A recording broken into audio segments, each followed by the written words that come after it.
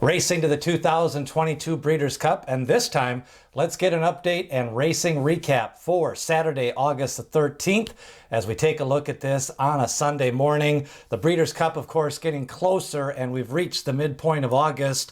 Recapping this week, the Fourstardave, the Saratoga Special, the Arlington Million, and the Beverly D, as well as get you up to date on where some horses are pointing for their next races. In the Fourstardave, it was Casa Creed picking up his third lifetime victory in a Grade 1 stakes race, trained by Bill Mott. He made the last move in this turf race at the 1 mile distance. The big favorite in this race was 1-2 Regal Glory, and she made her run. The lone speed was Get Smokin'. He took the lead early, led them into the stretch. Mason had a perfect tracking spot from second place. He made a little bit of a move. Then Regal Glory kind of collared him, but on the outside, making the last move and the winning move was Casa Creed. He also won the Jaipur Stakes in both 2021 and 2022, and he did win the Hall of Fame Stakes, a Grade 2. Biggest question mark for Casa Creed, is he going to run in the Breeders' Cup Turf Mile, or is he going to run in the Breeders' Cup Turf Sprint? That'll be decided. Also at Saratoga on Saturday, we had the Saratoga Special. First major 2-year-old stakes race. It did draw a small field, 4 horses ran, but Damon's Mound improved to 2 for 2 on his career. Michelle Lavelle, her first starter at Saratoga. Damon's Mound had won his last race, his debut race at Churchill Downs, drawing off to a big victory. Of course, first time starting at Saratoga, the track has been playing a little bit differently. Some days it's been really demanding. Some other days, some inside horses have done well. But Damon's Mound, I thought the key here, this is really where I thought the jockey made a difference in this race, as Gabriel Saez saw right away that the Rail Horse and Gulfport were going to go at it as a 3-horse scrum, and he kind of took Damon's Mound back to fourth.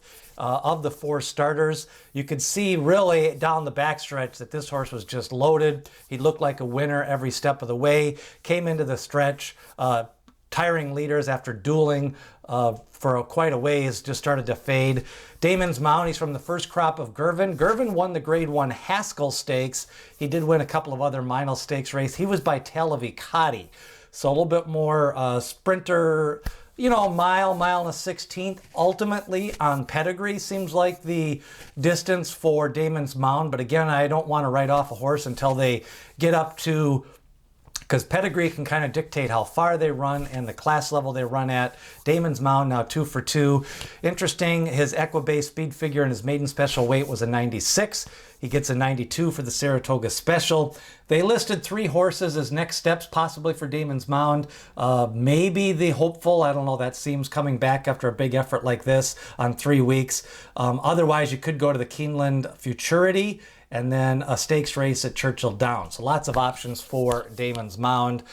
Arlington Million at Churchill Downs, it was Santine for Godolphin Blue. Brendan Walsh picking up the win. Santine, still some upside here. 8 starts and 4 wins. You know, I think we've seen with Santine so far, 1.25 miles may not be his best distance. 1 mile may be too sharp. He likes to run near the pace or just off the pace. So this 1.1 miles distance worked out perfect for him as he beat Smooth Like Straight. Sat in that pressing, tracking mode and pulled away down the stretch. Santine, now maybe he cuts back for the Turf Mile for the Breeders' Cup. Beverly D goes to the big German Delica. She's been a pretty consistent horse for 3 straight years now. Again, she's another tweener. She can't really get that 1 3/8. She's not really short enough for the mile. She likes to run on and near the pace, so this was a good distance for her. First Grade 1 win for Delica. That adds to her black type for the course when she retires. 4th in the First Lady last year in a Grade 1. German bred, you know, I think she'll be bred to probably a turf sire, and there'll be some interest for her, some of her foals as well. Coming out of last weekend, it was Warlike Goddess picking up the win.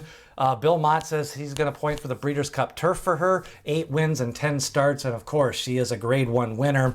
Blue Stripe came out of the race last week at Del Marwell. Probably going to train up to the Breeders' Cup Distaff. She ran last year in the Breeders' Cup Distaff. Didn't run too well off a long layoff. She'll have a shorter layoff this time. 10 starts, 6 wins for the Argentine-bred Blue Stripe. Now, life is good. He came out of his big win in the Whitney. 10 starts, 8 wins. He's won over $4 million.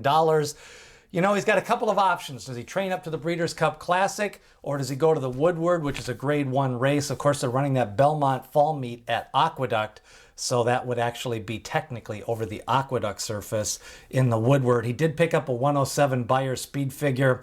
Big victory. He was the second favorite in the future wagering for the Classic after last weekend. So maybe in the Woodward, we'll see how he comes out of this race. Travers really starting to get stacked. This could be one of the better stakes races of the meet at Saratoga. Skippy Longstocking now under consideration after winning the West Virginia Derby last week. Ain't Life Grand, the pride of Iowa, 8 starts, 5 wins. He was a 7-length winner of the Iowa Stallion Stakes. Good to see Ain't Life Grand stepping up here and really adding to this Travers field. Next week, we've got the Alabama Stakes on August 20th, and then the big Travers card, the Travers, the Jerkins, the Personal Ensign, the Sword Dancer, and the Forgo. We could see Jackie's Warrior in the Forgo, Latruska, Search Results, Malathot, and Clariere in the Personal Ensign.